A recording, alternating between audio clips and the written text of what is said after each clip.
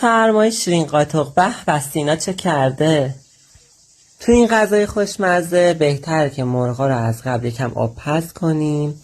مرغا رو با ادویه‌ای مثل زردچوبه، نمک، فلفل و برگ بو و یه دونه پیاز میذاریم که با هم آب پز شه. یه 20 دقیقه بپزه کافیه، چون قرار دوباره تفت بخوره و با مواد جا بیفته. به نظر من عضو خوشمزه این غذا پیاز فراوونشه.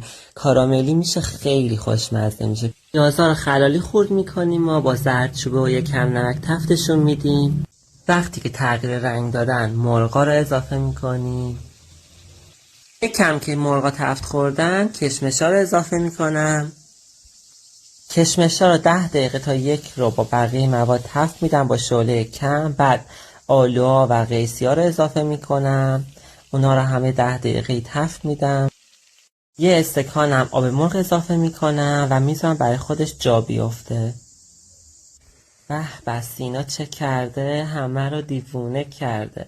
واقعا عالی شده بود. جاتون خالی.